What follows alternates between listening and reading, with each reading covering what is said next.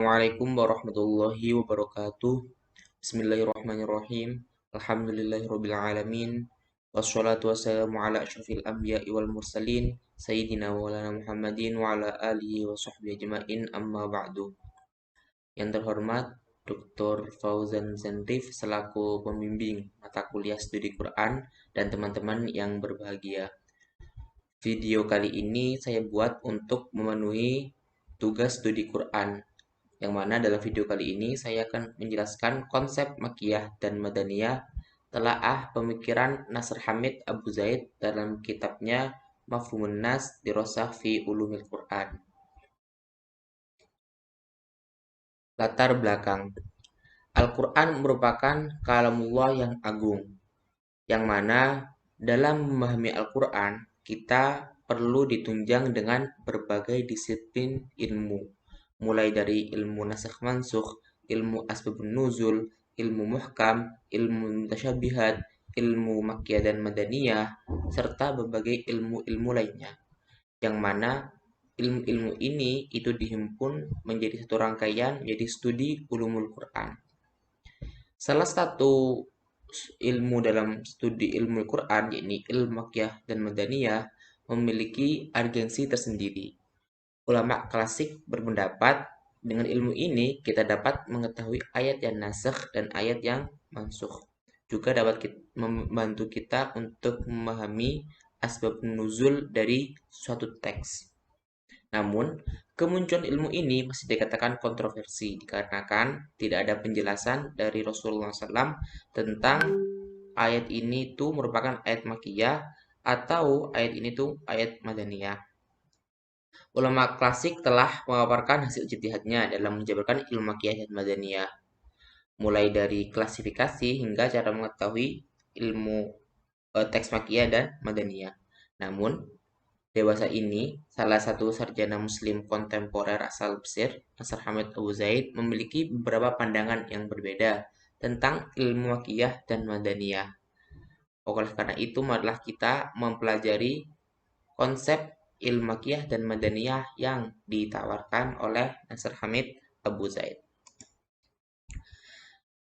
Sebelum kita mempelajari konsep Makkiyah dan Madaniyah yang ditawarkan oleh Nasr Hamid Abu Zaid, hendaknya kita mengetahui dulu teori Makkiyah dan Madaniyah menurut ulama klasik. Menukil dari pendapatnya Imam Suyuti dalam kitabnya Al-Itqan fi Ulumil Quran menjelaskan bahwa ulama klasik itu berbeda pendapat dalam pengklasifikasian teks ayat Makkiyah dan ayat Madaniyah menjadi 3 kelompok. Kelompok yang pertama ini mengklasifikasikan ayat Makkiyah dan Madaniyah berdasarkan waktu, yakni waktu hijrah Nabi.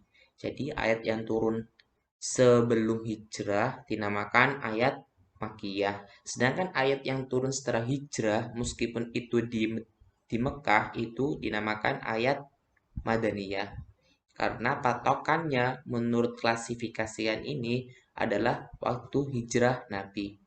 Pendapat ini merupakan pendapat yang paling masyhur. Kemudian, kelompok yang kedua ini mengklasifikasikan ayat Makkiyah dan Madaniyah berdasarkan tempat.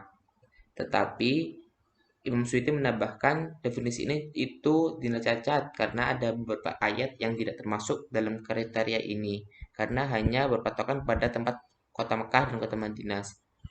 Nah, oleh karena itu dalam kitabnya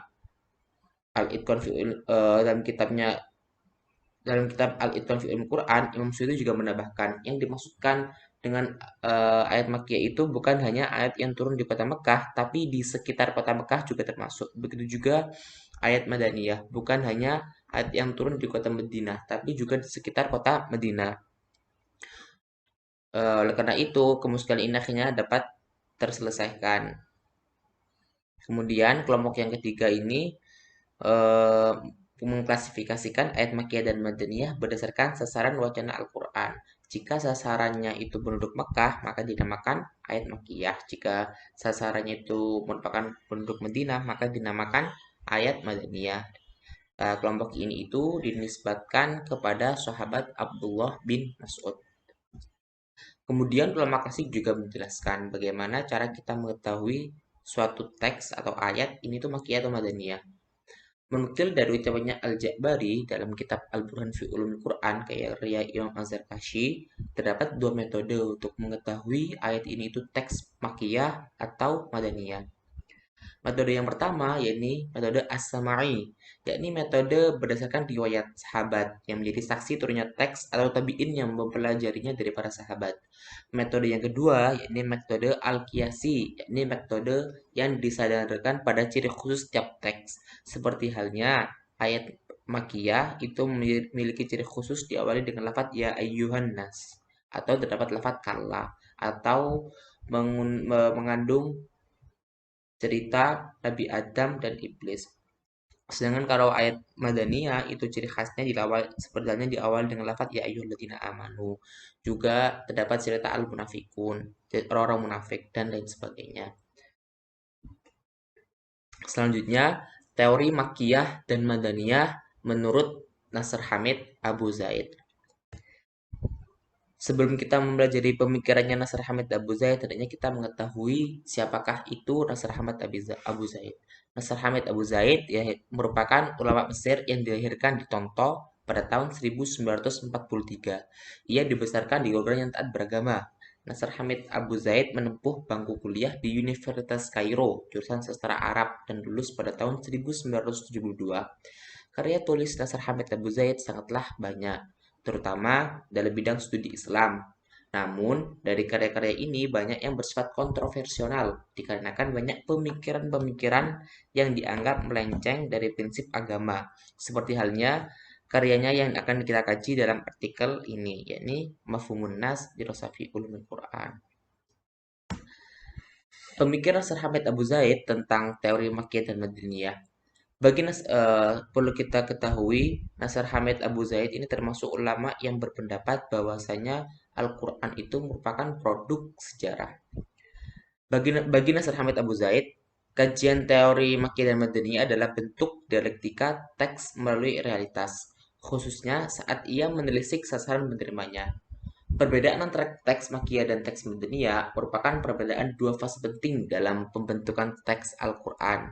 Hal ini menunjukkan sebuah fakta bahwa teks merupakan hasil dari interaksi dengan realitas dinamis dan historis. Dalam kitabnya Mafhumun Nas, lebih tepatnya dalam bab Makkiyah dan Madaniyah, Nasr Hamid membagi dalam menjadi 5 pembahasan. Pembahasan yang pertama tentang kriteria pembedaan, kedua tentang kriteria gaya bahasa, yang ketiga tentang metode sinkretisme di antara ayat, yang keempat tentang hipotesa tentang turunnya ayat yang berulang, yang kelima tentang pemisah antara teks dan hukum. Pembahasan yang pertama yakni kriteria klasifikasi. Telah dijelaskan sebelumnya bahwasanya ulama klasik ada 3 kelompok dalam mengklasifikasikan ayat ini Makkiyah atau Madaniyah menjadi 3 kelompok. Yang pertama itu berdasarkan tempat. Kelompok ini dikritik oleh Nasr Hamid Abu Zaid. Kenapa? Karena klasifikasi ini hanya berdasarkan ke tempat tanpa memperhatikan pengaruhnya terhadap teks maupun kandungannya.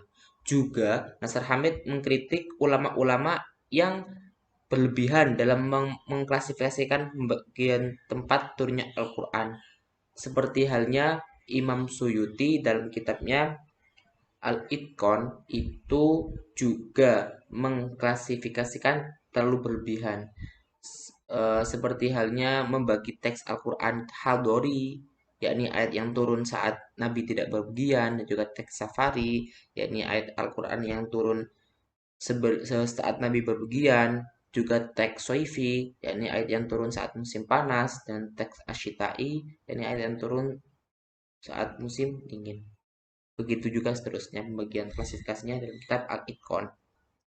Kemudian kelompok yang kedua mengklasifikasikan ayat Makkiyah dan Madaniyah berdasarkan sasaran khitab. Kelompok ini juga dikritik oleh Nasr Hamid Abu Zaid. Kenapa? Karena faktanya sasaran khitab dalam Al-Quran itu bervariasi, tidak hanya tertuju pada penduduk Makkah dan juga penduduk Madinah. Seperti halnya sasaran khitab yang ditujukan kepada Nabi, ya ayuhan Nabi, dan seterusnya.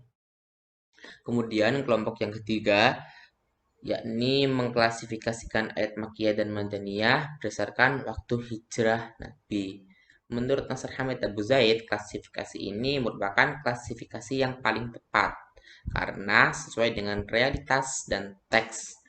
Dia dari segi realitasnya, hijrah Nabi bukan hanya sekedar pindah tempat, tapi juga perpindahan fase dakwah. Dari fase indar, yakni peringatan, menuju fase risalah. Jika melihat dari reaksi ulama klasik, mereka juga mengunggulkan kriteria ini, seperti halnya Imam Zarkasi dan Imam Suyuti, yang mengunggulkan kelompok ini dengan menggunakan redaksi lafadz al-masyhur dalam pendefinisiannya. Pembahasan yang kedua, pembahasan tentang kriteria gaya bahasa.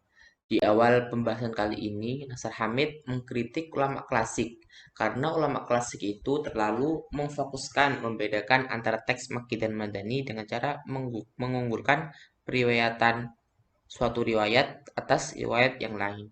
Hanya sedikit dari ulama klasik yang berani mengunggulkan ayat ini Makki atau Madaniyah meninjau dari karakteristik gaya bahasa.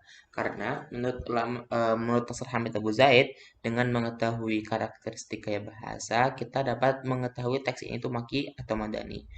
Dalam kitabnya Mafhumun Nas, Nasr Hamid Abu Zaid menunjukkan dua karakteristik yang dapat membedakan teks ini Makki atau Madani. Yang pertama dari segi panjang pendeknya. Jika teks itu pendek, maka itu merupakan karakteristik dari ayat Makkiyah. Sedangkan kalau ayat itu panjang, merupakan karakteristik dari ayat Madaniyah. Kenapa? Karena teks Makkiyah, yakni yang pendek, yang relatif lebih pendek daripada Madaniyah, itu diturunkan saat fase indar. Nah, fase indar ini tuh menuntut gaya bahasa yang indah. Gaya bahasa yang indah itu terdapat pada teks-teks yang pendek. Kemudian, karakteristik yang kedua itu karakteristik bahasa melalui penggunaan fasilah akhir tiap surat. Yang mana penggunaan fasilah ini merupakan ciri dari konsep indar. Ketika menjelaskan karakteristik ini, Nasr Hamid membandingkan teks dengan teks-teks lain dalam sejarah Arab abad ke-7. Metode ini merupakan metode tekstual, salah satu metode untuk meyakinkan pendapat Nasr Hamid Abu Zaid. Pembahasan yang ketiga, pembahasan tentang metode sinkretisme di antara riwayat. Ketika menghadapi riwayat yang bertentangan, maka solusi yang ditawarkan pertama oleh ulama klasik yakni metode tarjih, menarjihkan salah satu riwayat. Namun, jika tidak memungkinkan untuk melakukan tarjih, maka Nasr Hamid mengatakan ulama klasik mengasumsikan di antara dua hal. Yang pertama, suatu teks itu turun secara berulang. Pertama turun di Mekah, kedua turun di Madinah.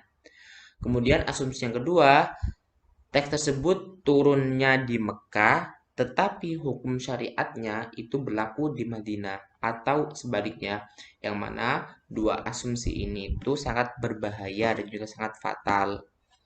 Kenapa? Karena jika melihat dari asumsi yang pertama itu kita akan mengakibatkan kita mengabaikan konsep Makkiyah dan Madaniyah. Sedangkan asumsi yang kedua akan menyebabkan kita memisahkan antara teks dan mananya.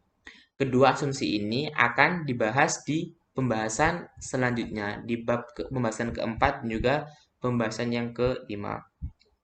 Kemudian dalam pembahasan yang ketiga ini, Nasr Hamid Abu Zaid itu menjelaskan salah satu teks yang cara kita mentarjihnya, yakni seperti halnya lafadz teks Al-Quran Yas'alunaka 'anir ruh. Ada dua riwayat yang menyatakan berbeda. Riwayat yang pertama mengatakan bahwasanya ayat ini, ayat wa yas'alunaka 'anir ruh, merupakan ayat Makkiyah, yakni ayat yang dirawatkan oleh Ibnu Abbas.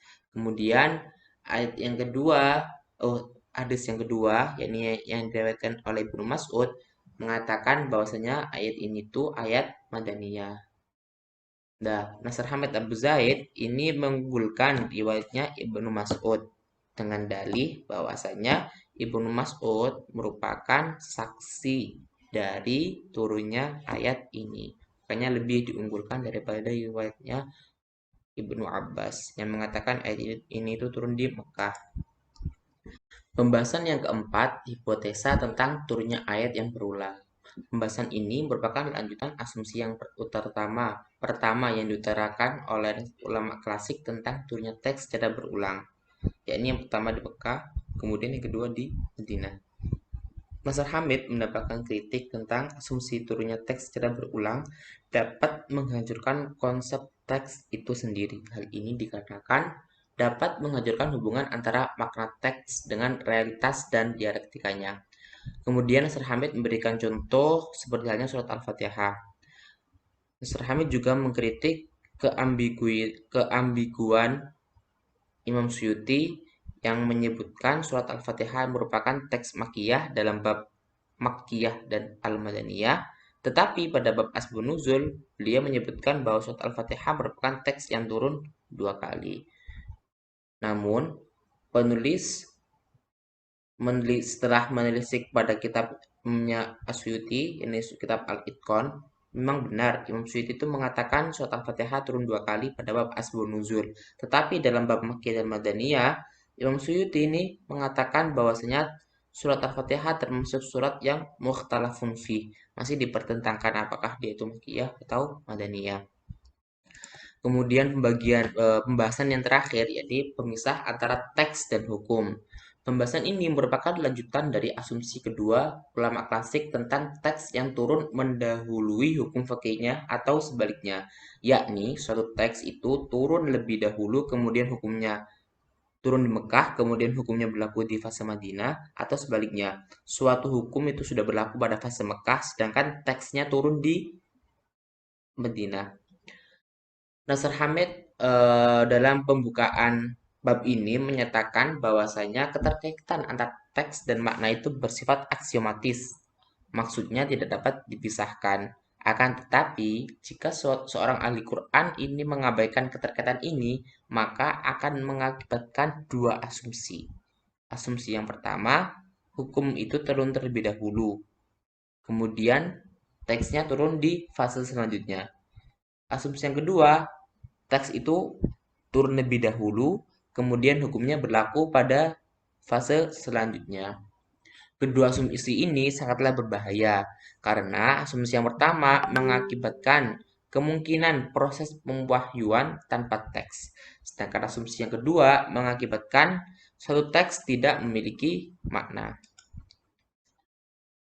Kemudian Nasr Hamid juga memberikan contoh dari asumsi yang pertama, yakni ayat atau teks tentang tayamum dalam surat Al-Maidah ayat 6.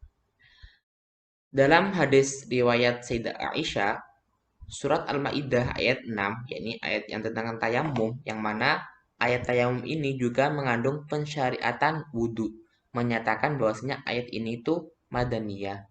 Sedangkan kita kan semua sudah tahu bahwasanya pensyariatan wudhu itu sudah ada sejak bersamaan dengan perintah sholat, yakni pada fase Makkiyah. Untuk menjawab asumsi keterlambatan datangnya teks dari hukum, dalam kitab As-Sirah An-Nabawiyah dijelaskan bahwa syariat wudhu pada mulanya disyariatkan bersamaan dengan sholat, menggunakan teks hadis. Kemudian teks Al-Maidah menjelaskan tentang wudhu bukan sebagai tujuan utama, melainkan tambahan saja. Tujuan utamanya yakni menjelaskan tentang tayamum. Namun, Imam Suyuti membenarkan bahwa ada hukum yang turun mendahului teksnya, tetapi beliau tidak membenarkan hal ini disebabkan karena proses pemwahyuan tanpa teks, seperti yang dikatakan oleh Nasr Hamid Abu Zaid, melainkan teks wudhu diakhirkan supaya pensyariatannya juga terdapat pada teks Al-Quran, bukan hanya terdapat pada teks hadis. Kemudian asumsi yang kedua yang menyatakan bahwasanya teks itu turun lebih dahulu daripada hukumnya. Imam Nasr Hamid Abu Zaid menjelaskan bahwasanya sebab dari asumsi ini itu ada tiga hal.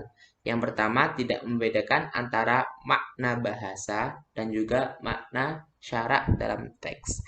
Seperti halnya lafadz teks makiyah qad aflaha man tazakka surat Al-A'la ayat 14. Lafadz tazakka di sini teks ini merupakan teks makiyah. Lafadz tazakka di sini yang dimaksud dengan tazakka bukan makna zakat secara syariat, tetapi yang dikehendaki lafadz zakat di sini itu bermakna secara bahasa. Penyebab yang kedua yakni tafsiran tertentu terhadap teks berdasarkan sebuah riwayat yang tidak dapat ditolak. Karena riwayat ini dinisbatkan pada satu sahabat dan atau tabi'in seperti halnya yang terjadi pada surat Al-Balad. La uqsum bihadzal balad wa anta hilum bihadzal balad. Teks ini itu teks makiyah, tetapi kandungannya ini menjelaskan tentang Fathul Mekkah, yakni pada saat fase Madinah. Kemudian sebab yang ketiga yakni mencampur adukan antara munasabah turunnya ayat dengan konteks lain, di mana teks tersebut digunakan kembali sehingga perawi menduga bahwa teks tertentu diturunkan mendahului sebab turunnya. Seperti halnya surat Al-Qamar sayuhzamul jam'u wa yuwallunad dubur. Ini adalah beberapa sebab yang dikemukakan oleh Nasr Hamid Abu Zaid. Jika kita melihat pendapat yang disampaikan oleh Syekh Man Al-Qattan dalam kitabnya Mabahith fil Ulumil Quran, salah satu ulama kontemporer, beliau menjelaskan, mengamini bahwasanya memang ada teks yang turun lebih dahulu daripada hukumnya. Tetapi dikarenakan beberapa sebab, bukan sebab-sebab yang disampaikan oleh Nasr Hamid Abu Zaid. Seperti halnya teks tersebut mengandung lafadz yang masih mujmal, yakni hukumnya memang belum berlaku karena lafadz yang dikandung oleh teks ini tuh hukumnya masih mujmal, jadi masih menunggu bayan, makanya teksnya turun terlebih dahulu, tetapi hukumnya masih belum berlaku di kemudian hari. Seperti halnya lafadz qad aflaha man tazakka. Atau juga bisa disebabkan oleh karena teks ini tuh memang diturunkan tujuannya untuk mengabarkan sesuatu yang akan datang, seperti halnya ayat Al-Quran la uqsim bihadzal balad wa anta hilum bihadzal balad. Ayat ini tuh untuk mengabarkan sesuatu yang akan terjadi, yakni Fathul Makkah. Nah, mungkin cukup sekian yang dapat saya sampaikan tentang teori Makkiyah dan Madaniyah. Wassalamualaikum warahmatullahi wabarakatuh.